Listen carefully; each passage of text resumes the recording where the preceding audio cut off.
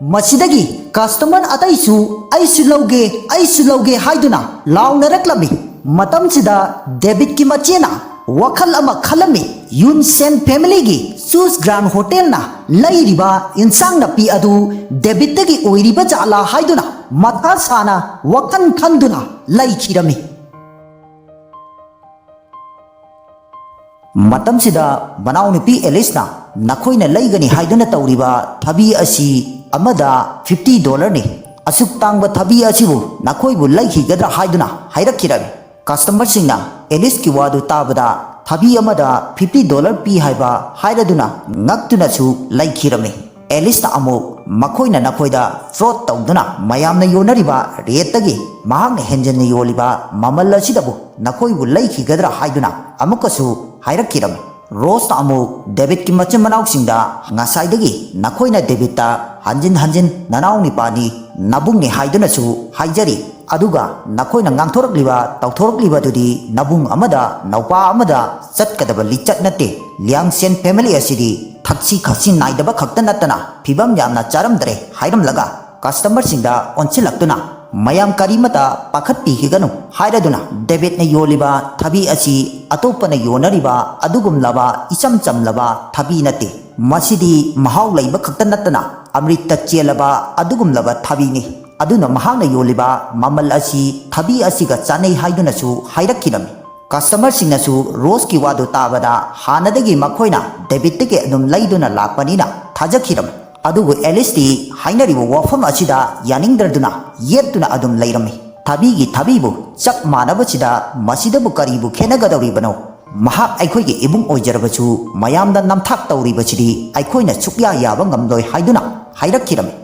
मतमसिदा मनाउनि पारुबाना वखल अमा खलमे इमा पाबुंगना करीगुंबा नंगना फत्रबा थबक असी अमुक हन्ना तौइ हाइबगी पाउ ताखिबा तारगदी नंगबु इमा पाबुंगना पुसिनबिररो मसी पांथो हंदबा याद्रे हाइना खलदुना एलिस्टा सेकंड सिस्टर हाइना करदुना इयामबगा साउनबिरनु महाकिसु अचुंबा अमदी लैरंबसु याय अदुबो येंथोक्लसी हाइरदुना रोबोटना मयामबु कौरदुना इयामबना हाइरिबा वफम अदु अचुम अरान खंगनबगी दमकता इयामबगी थबी असी मयामदा टेस्ट तौहंदुना सिंगनरिबसी कोहनसी करीगुंबा मखोइना अमदी अखोइना चादुना टेस्ट तौबा तारगदी इयामबना हाइरिबा वफम अदु चुम्मी नत्रगा लाली हाइबदु खंगबा ngamlani हाइदुना हाइरखिरमी मसिदगी एलिसना अमुक मबुक डेबिटा करी तौरे तुमिना लैरदी टेस्ट तौसी हाइबदा कीरब्रा नहाकी फत्रबा फ्रॉड अदुबु खंगख्रगनी हाइदुना तौहनिंद्रिब्रा करीगुंबा नंगना मयामदा टेस्ट तौहंदबा तारगदी नहांगना तौरिबा थबक असी अरानबनी मियामदा नमथाक तौदुना सेन तानबनी हाइबसी नसाना याजगदबनी हाइना हाइरखिरमी कस्टमर सिंग अदुनसु डेबिटा नहांगना योनबा इंसांग नपी खुदिंगमक फई हाइबबुदी अखोइना खंगजै अदुबु थबी अमदा $50 यौरबनीना मयामगी चिंगनरिबसी कोकननबगी दमकता मयामदा टेस्ट तौहनसी हाइदुनसु हाइरखिरमी अतोप कस्टमर सिंगनसु नहांगना हाइरिबो वफम असी अचुंबा ओइरंबा तारगदी $50 दा नते $80 फावा पीगे हाइदुनसु हाइरखिरमी मतमसिदा रोबोटना वखल अमा खलमे करीगुंबा नंगी थबी असी मयामना चादुना टेस्ट तौबा तारगदी नहाक के अरोनबा कारबार असी पुमनमक खंगलगनी मतमदुदा नहाक इचेसिंगदा करी हाइना खुंगदौरी मसीना मरम ओइरगा इचेसिंगना अमदी इमा पाबुंगना नंगबु अमुक हन्ना युमदा पुसिनबिररोय खंदुना लैरमी मसीदगी मचेनसु डेबिटा नंगना तौरिबसी हेमनख्रे हाइरदुना नंगना युमदा लैरिङै मतमदसु कलक मिहौबा फत्रबा नंगी लिचट अदु अतोपा मपादा लैरिबा मियोइसिंगदसु ngasisu पांथोक्तुना लैरी नहाक असि आइगी इनाउ अमा ओइरमे हाइबदा मतिक चादे हाइदुनसु हाइरखिरमी डेबिटा अमुक आइनबु कलक मिहौबा हाइरदुना मदुगी थब अदुदी नंगी ननाउ निपा नुक्सीरबा रोबोट नतना कनानसु तौबा ngamloi अखोइदी मदुगुंबा थबक तौगदबा मियोइसु नत्ति हाइरदुना फरे नखोइ मयामना टेस्ट हाना तौगे हाइरबनीना कना हाना टेस्ट तौगे हाइबनो हाइदुना मयामदा थबी अदुबु टेस्ट तौननबगी दमकता पिरखिरमी मसिदगी कस्टमर अमना टेस्ट अदु आई हाना तौरगे हाइदुना हाइरखिरमी लौगे तौरकपदा एलिसना ओइना चंगचिंदुना थबी अदुबु मुल्लदुना टेस्ट असी आइना ओइना तौगनी मफम असिदा लैरिबा मियोइसिंग असी कनाना खंगबनो महांगना सेल खरा पिथोक्तुना मागी खुनेक ओइना थादोरकपरा हाइबसु खंगदे हाइरदुना महांगना हाइरिबसी कदाइ फावबो चुम्बगे हाइबदु येंगलगे हाइरदुना mahakna thabi adubu chaduna taste tawkhirami asumna Elisna thabi adubu charuba matamda adukki matik hauba khakta nattana haifam khangdaba nungaiba kaya phaurame tawriba mataw asida mahakna khallubagi wangmada thabi adu adukki matik haurambaduda masidi yamda thajade hairaduna pungak ngakkhirami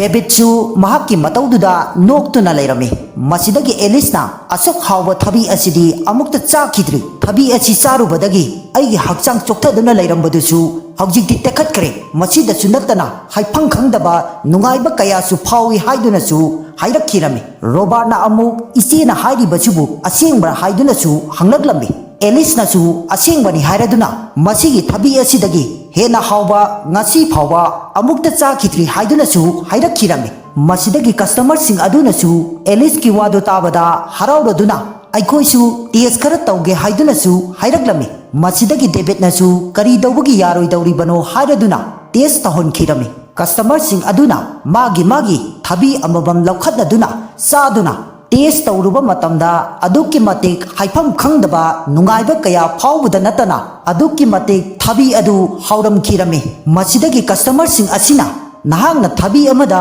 $50 da yolibasi $100 oirabachu lawgani haidunachu hairaklami Davidsu customer gi mataw sing adu ubada yamna haraujarabe asomdana machi adusu Eliski thabi adu munduna saduna tes tawrame mahaksu haubata natana mayamda phaunariba haifang khangdaba nungaiba sing adusu phaurame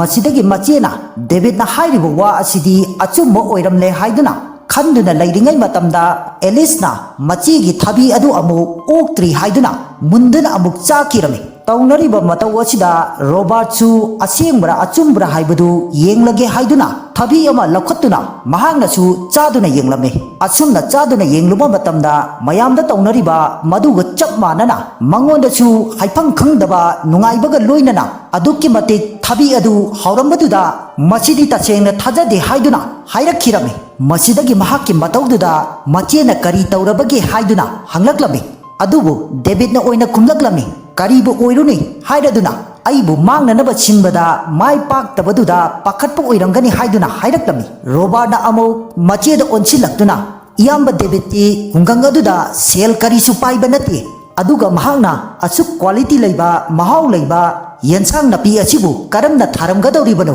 mahakisubu magi hainabi huranbagi lisatu chattuna migi quality leiraba insang napi asibu huranduna yolibra haiduna macheda hairakhirami masidagi machenasu chingnaraduna madi sel karisu paiba nati asuk quality leiba insang napi asibu mahakna karamna tharamgadoribano asigumnaba quality leiraba insang napi asidi chamchamba lairaba miyoi amana hekta thaba ngamgadaba nati haina khalladuna manaw ni pa Davidta insang napi singasi tachengna nangna thabra haiduna hanglakhirami masidagi amuk Elisna mabung David pu kauraduna nangna soidana makki mingondagi huranduna insang napi singasi yonba soidana oiramgani nanggumba loser amana karaidagi siena asuk quality leiba insang napi asibu nangna karamna thaba ngamgadoribano hairaduna thabi adubu chaduna amuk leirami matamsida Davidna wakhal ama khalami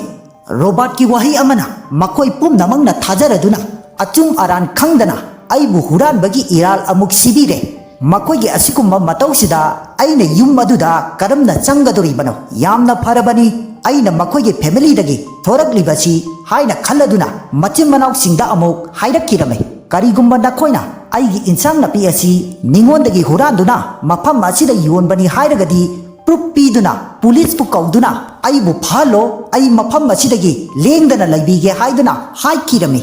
masidagi rose amu pharabachu patrabachu David asi nakoi mayamgidi nabungni nanawni nayamani phana amata khanba ngamdribasi karigino hairaduna asuk quality leiba thabi asi atopa miyoina yolabachu mamal asida adum launakini aduga ngasi Davidna yoliba insang napi asigumlaba mafam kadaida phangbage ma khaktanani asigumba quality leiba insang napi yonba ngamlibasi asuk phakraba thabak ama mahakna tawbasida thagat pibage mahutta huranduna yolibani hairibasibo kadai phawa nakhoina proof piba ngamgani haina hairakhirami masidagi insang napi leiba lakpa customer sing adunasu nakhoi bukaramba miyoino hairaduna ngang chainaraglami asuk phagraba thabak ama tauraga nakoina huranbagi padanam piduna mahaki mathakta awaba pinanaba honariba nakoibu ngaurabra haiduna ngang cheiraduna nakoigi nataududani nakoigi narakta laitaduna hungangda laikhribasi quality lairaba insang napi kaya thaduna miyamda kanaba piri aduga nakoina migi chakolapa ubada kalaktuna mangnanaba sillibra haiduna ngang cheiraklame masidagi robot adu miyam mamangda choplani khalladuna masi pumnamaksi aigi hayaidaba wahi kharaduna aigi ichesinga iyambaga aranba wakhal amada chakkhre haisinaraduna aidi iyambabu afaba lambida laknaba haiduna hajakibani hairakpada machena nangidi karisu phattaba wakhal yaukide haidunasu hairakirame David na amu nakoigi apha phattadudi yumda chatlaga oina khanaruro hairaduna nakoi mayamna chakiba thabi anigi mamal oina $100 tare madu hana pithoraklo haiduna haikhirami masidagi manau nupi Elisna David ki wadu tabada aihagasi nahakki nachanupini karisu nattaba thabi khara chabagi damak aikhoidagi phawba paisa laugadoribra haiduna hairakirami masidagi David na nakoi mayam changduna sahi mangagi mamangdagi aibu yum adudagi tanthokkiba numitudagi aina nongmata nakoidagi nirude charude nakoiga aigachu karimata mari lainade aduna nakoina chakiba thabi adugi mamal pigadabani haiduna haikhirame David ki wadu tabada machanupidu khoirang ko shaunarame matamsida customer sing aduna su hairaklame nakoi mayam sangduna mabu tanthokrabadubu haujikna mu chathokpa loiraga mache machal amuk saribasi ikai dabra haiduna customer mayam aduna ngang cheiraklame masidagi amu machena hairaklame nangbu aikhoina khungangda thakibadi nanau nipa robotpu matam leibe khibikta nangna awaba tanaba sinkiba masida sunatana nangna istiar mathaktagi nanau nipabu inthaduna ha nanaba taurambadugi damakta